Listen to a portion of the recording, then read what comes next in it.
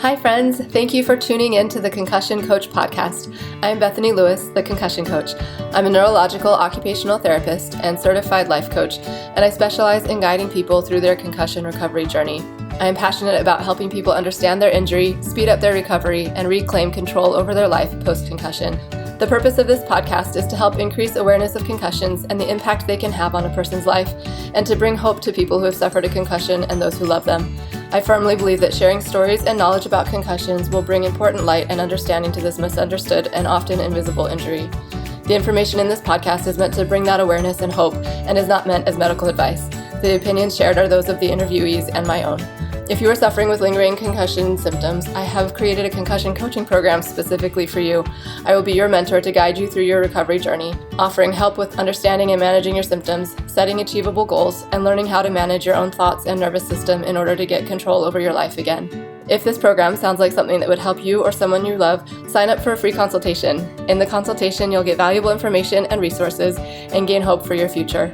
Sign up for your free consultation at the link in the show notes or at my website, www.theconcussioncoach.com. Hi, friends. Welcome back to the Concussion Coach podcast. Today, my guest is Brittni Charle from Reactive PT in Los Angeles, California. I first heard of this clinic through a podcast interview that I did with Molly Parker, which I will link in the show notes. She had good things to say about this clinic, so it was on my radar. And then when one of my clients went there for treatment, I was so excited to hear about her experience. She had very good things to say about her experience there as well. So I am excited to get to know more about this clinic and how they help people. Dr. Brittni Charle is a doctorate-trained physical therapist with expertise in neuro-vestibular settings. She has worked with people managing neurologic conditions, including multiple sclerosis, Parkinson's, and stroke, as well as vestibular conditions such as BPPV, vestibular migraine, Meniere's, and 3PD. She particularly grew fond of treating people post-concussion early on in her career and brings almost a decade of experience working with people from all walks of life after a concussion, from athletes to corporate executives to stay-at-home mothers. She currently works at Reactive Therapy and Wellness, a private neuro outpatient clinic that provides integrative care from physical therapy, occupational therapy, speech therapy, psychology, and wellness classes. So thank you so much for being here, Brittni. I'm so excited for this conversation. Thank you, Bethany. I'm glad to be here on your platform. This will be so good. So why don't you share with us a little bit more about your background and what brought you to working at Reactive PT? Yes, sure. So before I was working there, I was actually working at another outpatient neuro clinic in the Southern California area. And I had just happened during the pandemic. It was a very chaotic time for everybody. At that time, I was just connecting with people in general that I hadn't in a while, and just felt the importance of it with us being shut down for so many months. And so one of the people that I happened to connect with was the owner of Reactive at the time, who was a previous professor of mine in school. And so just in conversation, just talking about how things were going with her business, she had happened to have an opening.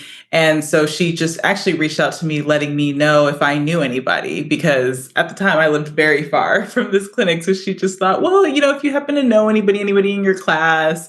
And I went, well, but what if I was interested? And so it just turned into basically me going there. What attracted me to work there at the time, it was only physical therapy and occupational therapy, but that I had never had the pleasure of working with OTs.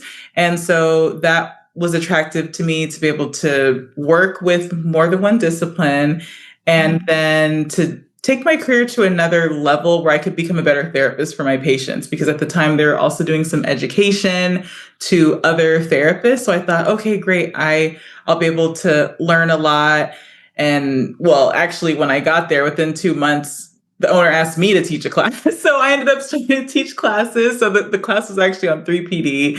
So now I teach those, and I do teach a couple of concussion courses too that they offer. And there was a lot of innovation brewing at the time too, related to wellness and just keeping people after they went to therapy, just keeping them just upkeep, maintenance. So all that was very attractive to me. And that's what brought me to Reactive almost 5 years ago. Oh, that's so cool. I love it. You have the same bug that I do. Like I can't not sign up for almost all of the courses that I see. I'm like, oh, I want to learn this. Oh, I want to learn this. It's a problem. So I love that was so attractive to you. And it sounds, that sounds like good stuff that you guys have going there. Yeah. No, a good decision. Well done. I love how, yes, serendipitous things happen sometimes. We get put in the right places at the right times. It's fabulous. So tell us a little bit more about the mission of Reactive PT. How does your clinic approach neurological rehab differently than other clinics out there? Yes, that's a good question. I would say that when it comes to Reactive, their mission is basically to provide integrative care for the whole person. So the approach is going to be different in terms of at Reactive, we're trying to make therapy work for the person that's living with neurologic conditions rather than trying to make everyone fit into the standard one size fits all model of therapy. So, often when people go to therapy, they are boxed in by the number of sessions, they're boxed in by the type of treatment too, the modality, the way that it's the medium that it's provided, that you have to meet the clinic where it's at versus we try to meet the person where they're at. I love that. That's ideally how it would be everywhere, right? That's so good. Tell me, what does a typical evaluation, if a patient comes in, what would their experience be as they come in for evaluation, and maybe a generalized, I know you're saying you fit it to the person, so it's definitely individualized, but in general, what do treatment plans kind of look like? Yeah. I guess I could say the typical path that's taken is, so if somebody wants to come to Reactive, they're actually going to start with a free consult. So that free consult can either be virtual, so through the phone or on video chat, or some people like to do them in person, so they'll actually come into the clinic. And so a therapist will do that consult. It'll be a therapist that is a director of one of our programs. So in this case, with us talking about concussion, it usually is me because I am the Concussion Program Director. But maybe if someone comes in post-stroke or with Parkinson's, they'll tend to see the program director. And so that is actually a time where somebody gets to provide a snapshot of their journey. So, and a lot of times this is maybe the first time somebody's had the opportunity to be heard and to just talk freely, because these appointments can be 45 minutes to an hour. So imagine just being able to just share things that you want to share with people about where you're at, And so that's pretty cool. And so during that consult is actually when we try to determine what would be the best services that person would get from Reactive.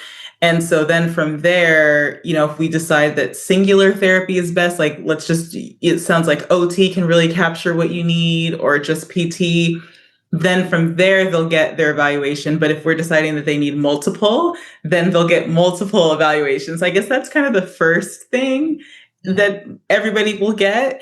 And so that's definitely an experience that you're getting to just chat with somebody. And so by the time you come in for your evaluation, you've already been discussed. You're either being seen by that same therapist that did the consult with you, or this information that was captured is passed down to the therapist that you see. So that evaluation is very much, it's interactive. We're already problem solving. It's not you sitting there telling your whole story and waiting for the second appointment to actually start getting things done. Yeah. Yes, which I imagine people listening, a lot of them would probably relate to that other experience. So that is nice that people come in and they're already people know what the therapists are already aware of what's going on a little bit and can just move forward.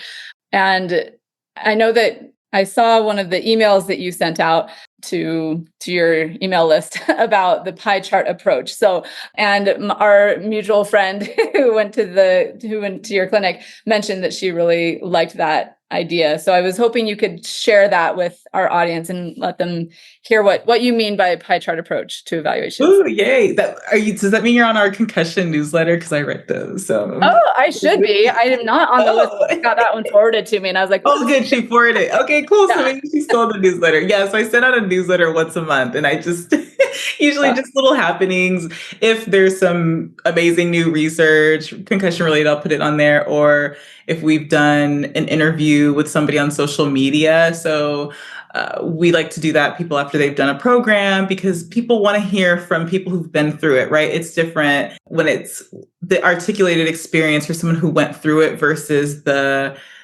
team, the therapeutic team. So if somebody has done one, I'll throw that in the newsletters. People can listen to that. Those are usually 30 to 40 minutes. And then, yeah, I've talked about our pie chart. So our pie chart, the point of it is, again, since our mission is to treat the whole person, we want to consider a patient is not just an isolated impairment. So you're not just walking shoulder pain. You're not just, you're not just a walking, balance disaster. Like, you are a person, right? Your health state is shaped by your posture. It's shaped by your sleep habits, what your relationships are like, what emotions that you're frequently moving in and out of, et cetera, right? So when we collect health history from a patient, we're inquiring about different pie pieces that we've kind of agreed upon that all the therapists use. So actually, it was another physical therapist and I who came up with this in 2021. And so our whole thought is, you're one delicious pie, right? But you have different ingredients and you have different slices. And so those slices across the board, we're going to tend to look at. So with concussion, it's going to be physical impairment. So obviously, to have a concussion, there was some type of physical injury. So we're looking at that. We're looking at, is there now any like persistent pain in any areas, any stiffness, any guarding? So physical symptoms. And then we'll look at motor control deficits. So maybe there's some balance issues. Maybe there's some trouble with dual tasking. Maybe now, and we can get into this later too, but there might be involuntary movements, some sort of movement disorder that happened after. And then we have our sensory piece of the pie. So that's going to be a bunch of things, right? Noise sensitivity, whatever. And then our psychosocial and lifestyle factors. So maybe there's anxiety and depression. Maybe there's, as far as the lifestyle, maybe now your work schedule or school schedule has changed, or what your roles are. And then autonomic challenges. So those are the different pie pieces that we look at. That's awesome. Yeah. And that is so important, I think, to look at you're exactly right. There's so many pieces of us, so many parts of us that can be affected by these kinds of injuries. And it is really key to be considering all of it as a whole and looking at them individually, but seeing how they affect the whole thing. So I love that that's like foundational to what you guys do. I think that's really important. And I also do love how it's all in one. Like, you guys have multiple therapies within one that are, I assume, tell me if I'm wrong, but I'm guessing that all of the therapists can communicate with each other. You guys are like on the same page. You're working together with from your own like unique perspective as a PT or an OT or a speech therapist. And I just think that's so valuable. Exactly. No, it's so helpful. I mean, basically we're trying to create basically a hub. Just, you go somewhere and you get what you need from the multiple disciplines. And I mean, I think it's cool too, as a therapist, you start to see where your role overlaps with others, right? And so then that's also helpful too. It helps okay, well, let me take physical therapy to the border of occupational therapy. And what does that mean? And you might not know what that is if you've only worked with physical therapists. Mm-hmm. Right. And vice versa. So yeah, pretty cool. Yeah, no, it's great. And I love, just as a therapist, it's so fun being in a group, like in that team environment. I've worked in a few different places where it is like, we get to be in the same gym sometimes or whatever. It's great. I love the and then it takes the load off of you, right? Too. Like, you can be more efficient with your time because you're not busy trying to do something that's just very like physical therapy or very speech therapy. You go with your OT specialty, again, take them to the border, and then that gray area, like it's like passing the baton. Yes. And it can only help to get things overlapped as well. I think it is so good. I'm curious how long, and again, I'm sure it depends on the person, but how long do the treatments usually take? I think, tell me if it's changed since. The information that I got from my friend was that it's kind of like 3 or 4 hours a day. Like you get an hour of OT. I think what she got was like an hour of OT, an hour of PT. And that was like 4 days a week. And then 1 day a week was the psychologist or something. I don't remember. That was kind of the general setup. Is that still how it is, or what? Do you want to alter that? Yes. So that is a common schedule. So every appointment is just about an hour, every discipline. So if it's physical therapy, if it's occupational therapy. Now, in the case of your friend, she did what we call an integrative intensive. So people who don't live in the area, similar to her, will come down and almost do a boot camp in a sense, where you're getting a lot of therapy in a short amount of time versus if you live nearby and you can drive to the clinic once a week and you're kind of coming for months.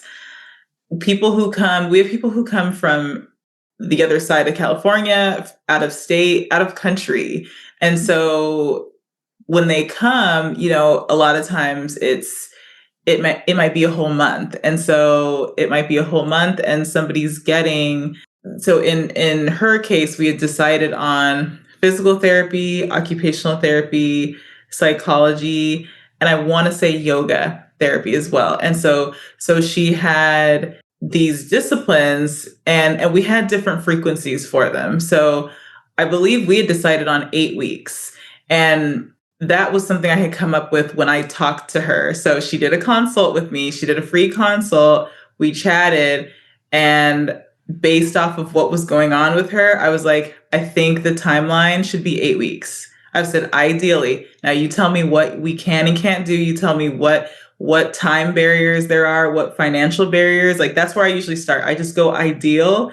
And then people tell me what reality is. And then I tweak it. And so at that point, she was in the position to commit to the 8 weeks. And so I want to say that we might have done 4 days a week of physical therapy, 4 days a week of occupational therapy. We did psychology once a week and we did yoga therapy once a week, if I remember correctly. So when people come out of town, we usually try to stack the therapies a little bit just so that people aren't coming at 9 a.m. and then their next appointment's not till 12 p.m. So we'll try to line it up with the therapist schedule. So that's why we usually actually need about a month or two before they come down, because we've got to get the therapist schedules aligned. Everybody kind of has their own expertise. So there was specific therapists that I wanted her to work with. And so, her day might have consisted of having PT, then right after OT, then right after yoga therapy. So it might have been 3 hours that day. And then maybe she had psychology on a different day. It can be virtual for people. Sometimes they like that. And then she also had homework outside of the clinic. I know we're going to get into this, but some sensory training she did at the beach. The clinic's close to the beach. So like she had things to do after, or just like try, now you need to go navigate being in a grocery store and here's the task. So you're busy even outside of those few hours. And also, it's tiring, but it's again, we're meeting people where they're at. It's intensive in frequency, not in the treatment, as far as some people sometimes unfortunately get in their head that they have to be suffering for the treatment to be effective. And so sometimes people might get nervous about the word intensive. Like, I don't know if I can handle something that's intensive. It's intensive in the frequency, in that you're getting maybe 8 sessions of therapy per week for, say, 8 weeks in her case. Which I think is, I've seen that, like the intensive program work for people like that. I feel like that is really helpful. And again, why I feel like insurances should cover that, but they don't usually, right? So that's the problem. Yeah. The intensive thing can be so effective. So anyway, we don't have to go there, but I do I love know. that. But I mean, the thing is too, when people, initially it's a shock. You're thinking, oh my goodness, I could have maybe put a down payment on a car, instead of this. I guess a lot of people who we see, unfortunately, have already been to therapies and they've already gone through that frustration of trying to get as much coverage through insurance. And they find that what they ended up wasting that's much more valuable to them than money is time. Time on their lifespan, time that they could have been enjoying this thing, that they could have been leaning into whatever role. And so that's when people go, okay, you know what? I'm gonna spend this money. Or we do submit super bills. So I have had people in the past who've gotten a good portion or even all of it reimbursed. But that is like a separate part that people have to embark on. Yeah. I appreciate you saying that. I think also that one of the things that is so great about what you guys are offering, from what I can hear, is that you include the psychology piece too, because that is something that is not always addressed, or at least, I don't know, that's such an important aspect of this injury and the recovery from it. So there's just so many parts and pieces of this that are so helpful and so good. I think I really am excited about hearing more about the sensory part. So I know that my friend that we have been mentioning, when she did the Reactive PT program, she felt like the sensory training was really, really helpful for her. But at the beginning, I think I remember her saying that it was really frustrating. She was like, why are we doing this? What is the point of this? But that it ended up being one of her favorite things. And as an OT, that just like my OT heart was very happy. I was like, yes, like that piece is so often not paid attention to. And so I really love that was so foundational and like a fundamental part of her treatment. So could you tell us and our audience more about what this looks like, how the sensory piece, how you guys bring that in, and how you've seen that play into people's recovery? Yes, like you said, the sensory piece is missed so often, yet it's so common. Sensory struggles post-concussion are so common, and then they have a huge impact. So to miss that, people aren't going to recover. And there's so many people that I've met when I've done these consults that have done a lot of therapy. They've done a lot of work on their own. And when they ask me, well, I've done this for my neck, I've done this for getting back to exercise, what will be different? And if I had to make up a percentage, probably 85% of the time my response is, you didn't get sensory training. We're going to do sensory training with all of that stuff and you're going to see the difference.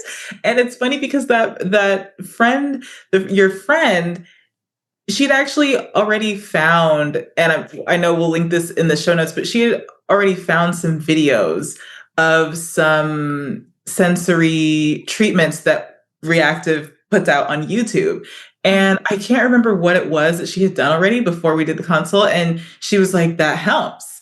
And so it's funny that she told you that this stuff, it didn't make sense why we were doing it. And it's like, that's what drew you in, though. You tried something that you saw on YouTube and it helped, and you went, whoa, what else can I do? And so that was super cool. So of course, it definitely helps to hear the explanation of why you're doing something, because we wanted to have salience. We wanted to actually make sense for you. And so that because you're doing a lot, you're committing to doing all this therapy, you're tired of therapy. I know it. So if you can at least hear why it's important, then I think that's helpful.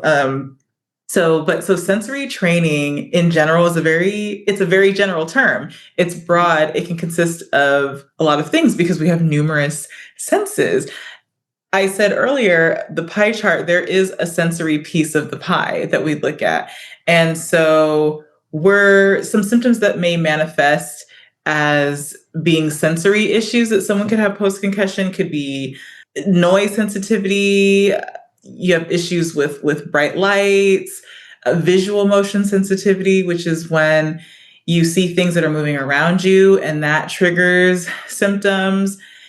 Being off balance, also having an aversion to certain tactile stimulation, all those different things are types of sensory struggles. So we evaluate for those different things. And really we start by just asking people, do you have light sensitivity? Is it hard for you to go somewhere where there's loud noise? Does it hurt your ears, or is it annoying? Are you, and a lot of times we can even see it. Okay, I see that you're wearing sunglasses in this dark room. I see that you have this really big hat on. Are you, shielding yourself from the light, or they look off balance, or we do a balance test. So we will go through subjectively and just ask the person, what have you noticed that you are experiencing what's difficult? And most people, because they've been dealing with it and it's something that they did not have before a concussion, they're able to list off those things. And so then we just start treating them. Excellent. I love it. Well, can you give us a little insight into what that looks like? What are the common sensory issues that people are having? I mean, you mentioned some of the sensory issues, but what kinds of things can help as people are trying to counteract those, or like to calm their system down using sensory stuff? Yeah, that's a good question. So, well, I'd say one of my favorite places to start is trying to help people find their calm, because if they're basically not calm because of the autonomic nervous system, maybe your sympathetic nervous system is just on overdrive, then people will be more sensitive to sensory stimulation in general. So our first thought is let's get the sympathetic nervous system to kind of quiet a little bit, and so that's where we'll try to start. Now, so it's that maybe is not technically sensory training, but it's preparing the body for sensory training. So we might start with a breathing technique, just because you don't need any equipment. So there's lots of different breathing techniques and in different positions. So we want to find a position that's comfortable, that again signals to the body that it's safe, that it can start to calm down. We might use other tools, like, let's say, a portable fan, if we're finding that you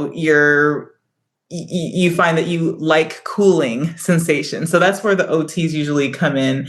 They want to figure out what people like, what hobbies they have, or just what they find to be enjoyable. So again, if someone says, yeah, I find that I just like things to be cool. Okay, well, let's try a cooling towel. Let's try a portable fan. Let's try an ice pack. Or, oh, when I get nervous, I like do something with my hands. Okay, well, let's try a fidget. So let's like first kind of get the nervous system to calm down. And then, so for example, maybe sensory treatment on the neck. That might include, sometimes what can happen is someone might have neck pain or feel like they need to stretch their neck a lot, but it's not that they actually have tension in the neck. Sometimes it's because the neck doesn't know where it's at in space. And so there's this constant, maybe you're going back and forth trying to crack your neck, trying to just roll it and just feel relief. But it's actually a sensory issue, not knowing where it's at in space. So then what we do is what we call a sensory grid, which is kind of fun. We'll like take a picture of the back of your neck and we'll create a grid, a 9-point grid, like on a phone, the 9 different number digits, right? And we'll label them and show the person this grid. And then while they're looking at the grid, we might take a pen and touch that person's neck in one of those 9 points. And that person needs to be able to determine where they're being touched. Do they actually have good awareness of their neck? And sometimes they don't. Sometimes you're touching where the 6 is and they're telling you it's 1. And it's just that whole area is smudged and the brain is just not dialed into that area. specifically, and there's this manifestation of pain. So that can be a way that we're doing sensory training. So fascinating. Yes, I've heard of that approach before, and I think it's so cool. The brain and the body are just absolutely amazing. And thank you for sharing that. I think that's a really cool thing that people can visualize and maybe even kind of do on themselves, or have somebody Yeah, take a picture of the back of your neck. Yeah. split it into 9, or start with 6 and see if when someone touches different points, if you know where those are. Yeah, that is so fascinating. Thank you for sharing that. Are there any other specific things that you found that tend to be calming for people's systems in general, or that other hacks or tips that someone listening might be able to take away and get some relief with? Yeah. For example, let's say, so light sensitivity is another common one. So we talked about neck pain. Maybe with light sensitivity, the moment you wake up, you have the blackout curtains in your room. You're in the house with the sunglasses on. Forget going outside in the sun. Even just inside is too much. So what we want to do is the issue with wearing. First of all, the issue with wearing sunglasses specifically is that sunglasses don't filter. They block out all types of light. Mm-hmm. So now you're not getting any light in. And what's happening is your brain is becoming more sensitive to light. So think of it similar to if you went into a room and you stayed in that room by yourself for 6 months because you were kind of shy before. You were kind of shy, kind of nervous around people. So you decided, okay, I'm shy around people. I'm going to isolate myself for 6 months. Now, when you come out, it's going to be even harder for you to socialize with people because you really took away the stimulation. So it's similar to light.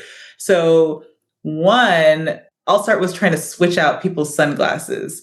I'll try to switch them out with some blue light blockers, something where it's filtering certain types of light, but it's not blocking all light. And so we'll have some glasses in the clinic by some brands, Theraspecs, Axon Optics. Everyone's different as far as, because the brands, they all block out different degrees of the light. And so some people like one brand over the other.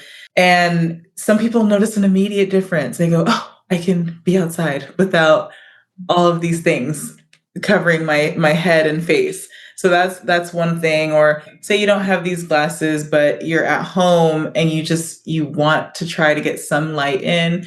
Maybe you keep the blackout curtains in your room, but maybe if there's a room next to yours that has a window where you can open that window.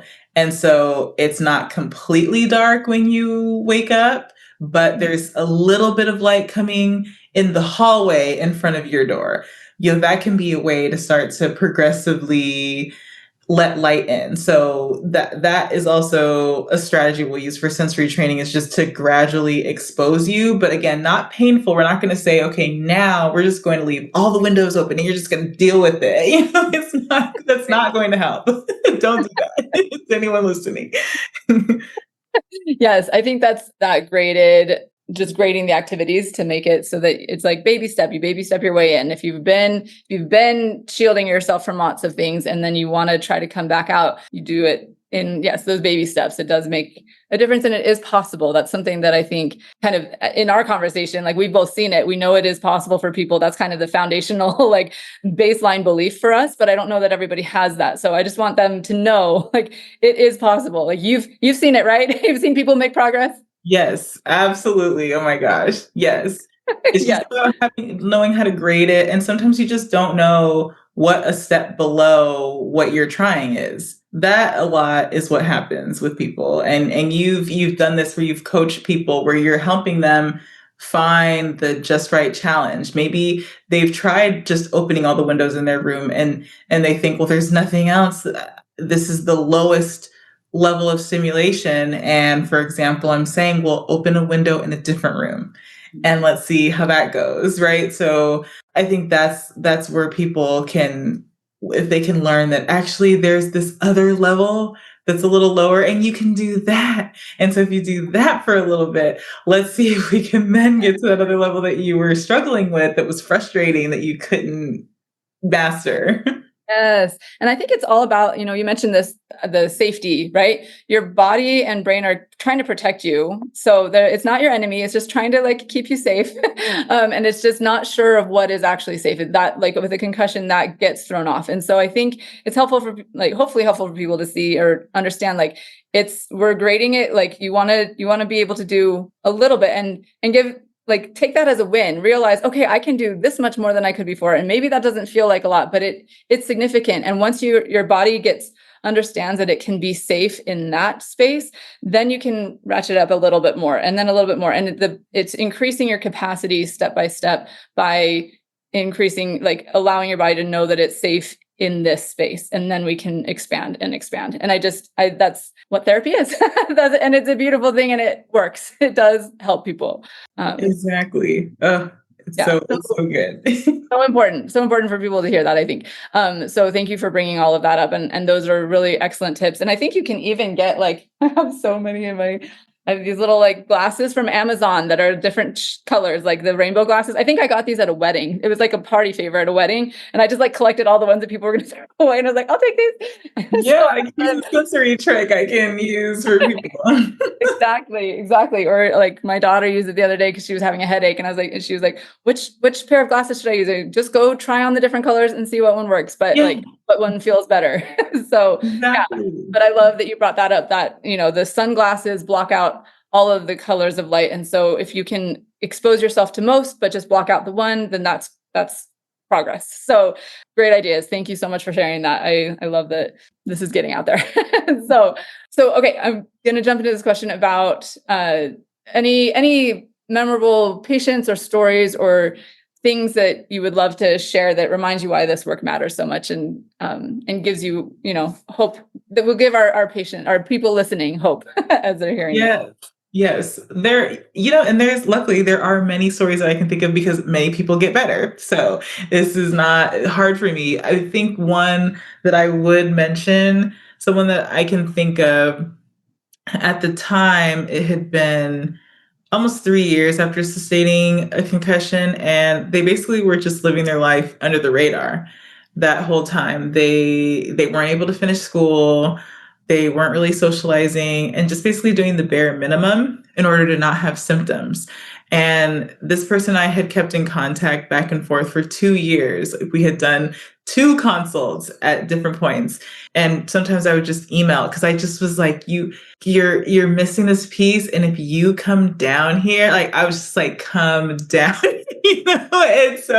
and this person was on the whole other coast, and I was like, you are gonna, kill it, come here, and it wasn't like I was being aggressive with emails. I would just check up, and they would send me long updates about what was going on, and I just kept rooting for them. But I was like, you need to get down here. Just when you're ready, I'm here, and basically when they finally did come out, which again, I've said this before, it's a huge commitment. I know that it's not always possible. And so we'll talk about that too for the person where that can't be a thing, but we still love you and want you to get better. So they did an integrative intensive program. It was for 4 weeks. We had PT, OT, psychology, yoga, a little bit of yoga therapy. That's kind of my favorite combination with concussion. But we just hired on a speech therapist too, so I've started adding in speech therapy. So we'll have to update later about how that's been going too, and Pilates too. So yeah, again, similar to your friend, lots of therapies, probably 9 to 10 sessions a week combined with all those different therapies. And then after, actually worked with our personal trainer virtually for a few months, maybe 3 to 6 months. And then actually came back for a 2-week boost, a year later, because it actually worked out. Their sister was living out here. And so kind of planned it where they could do that. And they were able to go back and finish school, go back, get their master's that they had to keep dropping in and out of school for, now in a long-term relationship, attending concerts, going to sporting events again. And that to me, like to see somebody go from, and I remember us having this conversation where I was asking about symptoms and she was saying, yeah, I mean, they're pretty minimal, like, and I asked like, what's a typical day look like? And she's like, yeah, I'll just like, walk my dog. I'll walk him just for 10 minutes. Cause if it's 15, then my neck hurts. And, I'll just like have lunch outside. And I was like, oh, okay. So basically if you don't do anything, then you don't have any symptoms. And I think that really just hit her like, yeah, I guess I'm not that. Yeah, I'm good because I'm not doing anything. And am I good with that? I'm not. And so to come to see someone like live their life again and live it to the fullest, it's a reminder that people need to be seen and treated as a whole person to effectively move forward in their healing. So it makes me feel like, okay, what I'm doing is helping, helping people just so, yeah. Oh, that's so awesome. It is so so inspiring and just so, I don't know, fulfilling. It's such a blessing to be able to work and see people get their lives back and improve their quality of life. That's really important. Like, yes, I might be able to survive without symptoms, but I'm not doing things that are important to me, right? So being able to give them the opportunity to do that just makes all the difference. It's really beautiful. So thank you for sharing that. And I love that for that person. So yay. I hope good things for them. Continuing. Yes. It's like I see when I meet people that have chronic symptoms, I look at it as like a caterpillar. And when we meet, it's like all of a sudden we go into this like the cocoon where they like transform. And I'm excited to see the butterfly on the other side. Like when I meet somebody, I know that I'm not seeing them as in their butterfly state. And it excites me to imagine what they are like. And then it's cool to actually see it. So I'll even like tell some people that sometimes I'm like, I can't wait to see like your butterfly version because I can tell you're funny, but you're so dizzy. So like you're not as funny right now, but like I can't wait for the jokes or like I can't wait to see how good you are at painting or whatever. So I can't wait to see, you can't write right now because it's really hard with vision, but I want to see what your handwriting looks like when you can actually write. So it's fun. That's so cool. I love that so much. Yes, the potential is there, right? It's there. And I guess on that kind of that vein, like as people are in that progressing state, what are some of those like small but powerful wins that you look for during recovery that patients might not realize are progress? Like they might not be feeling it. How do you help them see? What do you Oh see? yeah, this is common. I'm going to self-proclaim myself as like the master of capturing people's progress for Fantastic. them.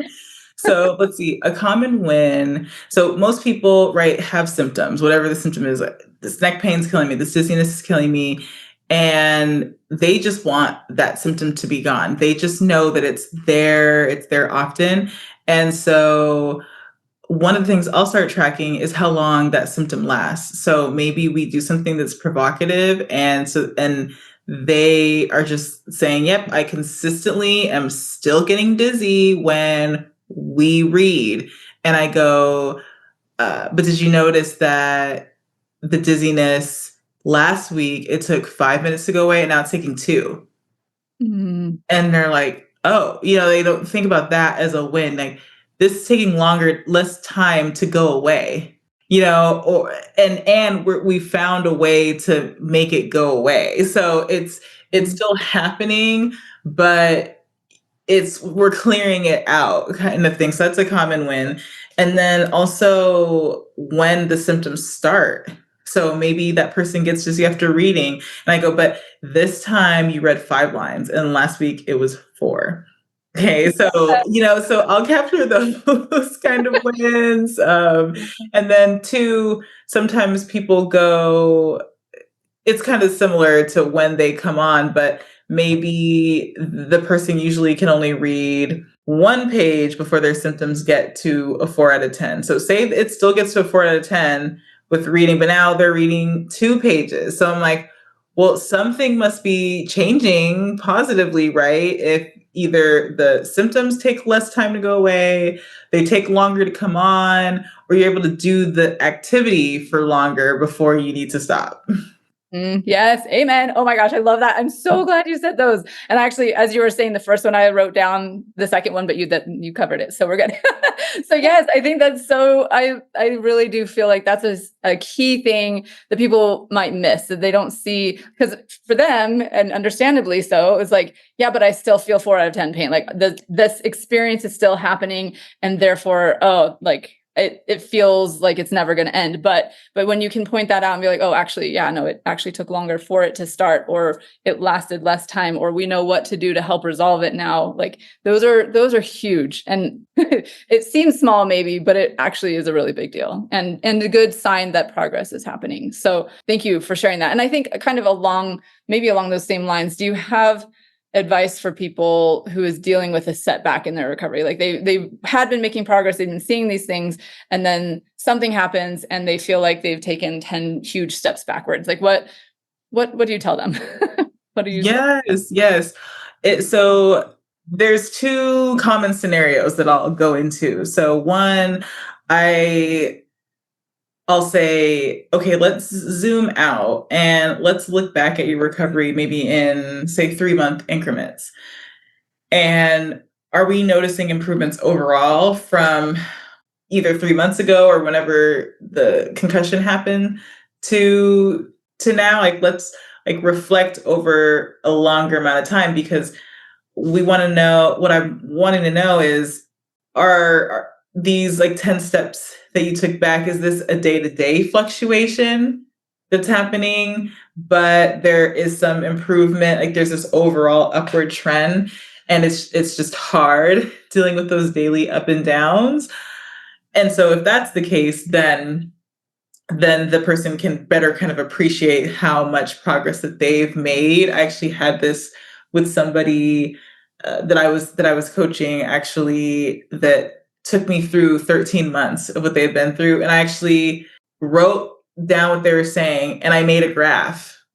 Like, I decided, okay, so in May, let's say that this was 80% of your functioning. And so we went through and I was like, okay, so then you had this awful dip. So you were at 40. Okay. Right. And then and I was like, does this feel accurate? And they were like, yeah. And then we drew a line through it and it was up. And I was like, look at how, okay, maybe this is the gap between like 100% you and current you, but you've been going up even with these like up and downs.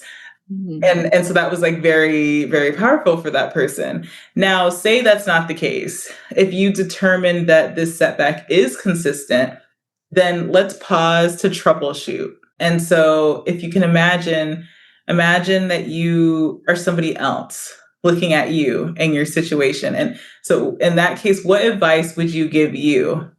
Because often then people are able to realize that maybe they're not pacing properly, maybe they're not utilizing aids, maybe they've steered away from this effective routine that they had before because of whatever external factor that played a part. And so then the person can do their proper troubleshooting so that they can get out of that setback. Yeah, thank you. I like that that idea of what advice would you give to somebody who is in your situation. It does help to get ourselves out of the navel gazing, like downward, like inward facing. If we're like, no, okay, somebody else who might be dealing with this, what would I tell them? That could be, I find this, my kids, if they're like, I don't know, I don't have a specific idea in mind of this, but like there's so many times where my kids are having a tiff and it's very childish because they are children. But then I'm like giving them this advice and realizing as I'm telling them this, like, this is exactly what I need to hear for this other situation in my life. Like it very much applies. Apparently I'm more childish than I like to think sometimes, but like it is very, very helpful sometimes to kind of look outward and be like, okay, what would I say to somebody else? And how can I say that to myself? So I appreciate that. And just the looking at the very bigger picture of like the overall trends. I think those are really good. And I think I've shared this a few times on the podcast, but I will keep saying it because I think it's such a good analogy my friend came up with about that setbacks can feel like a catapult. Like if you're the rock that's about to be shot forward, a setback feels like you're going backwards, but it oftentimes is the exact thing, because like you said, you take that break, you like when you notice that you're like, okay, something needs to change, and you make it happen. Like changes happen because of those setbacks that progress you further forward than you ever would have gone otherwise. Oh, And I love that. yeah, I know, right? It's so good. Thank you, Kaylee, my friend Kaylee. But that is I think a really helpful maybe mindset for people to try to like look at. And I don't know how helpful that is in the moment when you're feeling how crappy it is, because it is crappy. And I think it's okay to acknowledge that too. Like you can have the pity party if you want to call it that. Like just feel the feelings. It's okay to be so frustrated and have the grief and the disappointment. But please know that there's progress to be made. Good things can happen, and really good things can come of this. So let yourself feel the emotions and know that progress is possible. Any thoughts on that? No, I think it's good. I think I can envision, I make a lot of visuals for people too. And one, I think just even hearing that analogy, because it is the fact that with the catapult, like with this snapshot, the fact that it goes backwards, that is you telling someone, you acknowledging that they've gone backwards. Yeah. Because what they don't want to hear is that they're not going backwards or that they're fine. Like they're the expert of their lived experience. And so you're going, yeah, we're back right now. And let's see what we can do that triggers the release so that you can now go forward. So. Yes. So good. I love that. I love that so much. Thank you. And I do want to I don't like the term pity party, so I apologize for using that. I don't think that it's okay to feel whatever you're feeling. So if that had a negative connotation, I apologize. I just want to throw that out there. But so what advice do you have for giving good advice out here? What advice do you have for people who are loving and supporting someone who's dealing with post-concussion syndrome? Like, what do you say to the family members? Yes. I mean, it sounds so simple, but believe them. Believe them. They're so afraid that you don't believe them. Yeah. Like so many people, so people don't, they want to get back to where they were. If they're now on disability, if they're now in the bed all day, if they are no longer doing chores, this wasn't them trying to get out of those things. And they're going to have ups and downs. So there's going to be days where they can get a load of laundry done and then they can't for 3 days. And believe that their symptoms fluctuated. The next day was just worse off. A lot of times this happens because the person's so excited that they could do something that they're trying to make up for all this lost time, that they're freaking out that you're thinking that they're useless, and they're pushing themselves past their limit, and now they can't do anything for 5 days.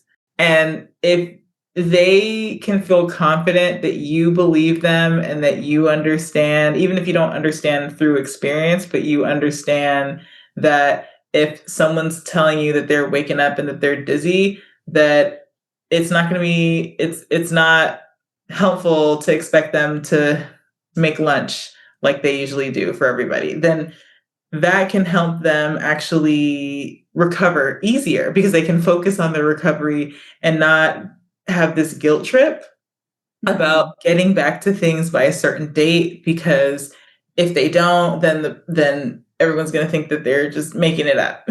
So very simple, but believing your loved ones can go such a long way.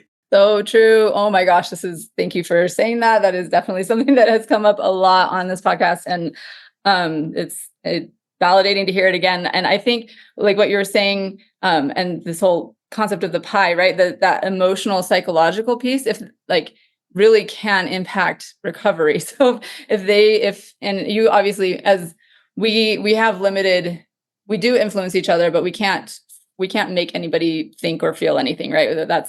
We can only work on ourselves. But if you as the loved one, choose to believe them and let them know that, then that might make it easier for them to believe that you believe them.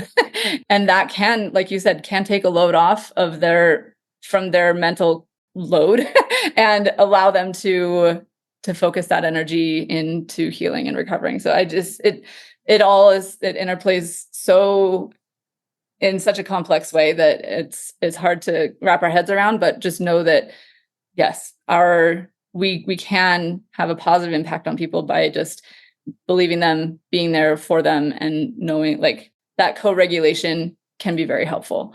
So I appreciate you sharing that. I wanted to ask you too, I know you have a lot of expertise in the field of like with the dizziness component, the vestibular system. If anybody, are there any like ideas or things that you would want someone who might be struggling with that aspect of post-concussion syndrome to know, or any like suggestions or tips that you'd give them? Yeah, I mean, dizziness is such an umbrella term. So really, if you can start by noticing patterns as far as what is provoking the dizziness. Is it when you make head movements? And so then that can help you kind of know where to start as far as if you need some sort of vestibular exercises, or are you getting dizzy when you're breathing hard? And so then maybe we're thinking about just where you're breathing, if you're breathing more on your chest instead of in your diaphragm. Just are you getting dizzy when your heart rate goes too high? So I think if you can understand where it tends to come from, what things tend to make it worse, then that'll help you know as you're diving into what could possibly be helpful, where to look. And that's usually the place people have the most difficulty describing dizziness. They're just like, I don't even know what word this is. And so sometimes I'll end up finding a word. They go, yeah, that's it. And the way that I do is based off you telling me what tends to bring it on. So that's where I would start. Great, that's helpful. Thank you. Awesome. And anything else about PCS or anything that we haven't covered that you want to make sure gets out there before we wrap up? I know we covered a lot. We covered a lot of stuff. Yeah, I mean, I just think it's great that people have your podcast to listen to and to just get so much information. I mean, even the platform, even it being audio, right? Versus like looking at it. So it's clearly very intentional, and I think it's great. Thank you. I do. I love having people share stories. I think stories are so powerful, and getting awareness of the space. And I love bringing on people like you who really understand it, who worked with people and have so much compassion for them and know what helps. So thank you so much for bringing your expertise on here. I really appreciate it. And if people want to hear more from you or learn more about Reactive PT, where would you send them? Yeah, so Reactive is in a lot of places, which is good. So I would say one, the website. So you could go to reactivept.com and you could see kind of all the different services that are offered there. You could book a free consult, no obligation to then do treatment. And you might meet me if you, just depending on the schedule. And also, Reactive's on YouTube. So you could go to Reactive Therapy and Wellness. And so there's just different videos on there. Some of them are the interviews that we were mentioning of people who've done programs before, and then different treatment ideas from the PTs, the OTs, and then Facebook too. On Facebook are some of those interviews as well. So if you're on there, search Reactive Therapy and Wellness again. Also Instagram Reactive PT, very active there. So you can check out all the short just reels with treatment and just a lot of hope that's being promoted there. So very cool. Perfect. That is what we're all about here, is getting hope out there. I love that. And we will link all of those things in the show notes. So awesome. Thank you so much for your time today. I really appreciate it. And you shared some really excellent things that I hope will be really helpful for people. So thank you. Thank you. I'm so glad you listened in today. I hope you have gained some helpful insights and inspiration regarding dealing with and recovering from concussions. My goal is to create more awareness and education about concussions and the fact that there is so much that can be done to improve life after someone has had one.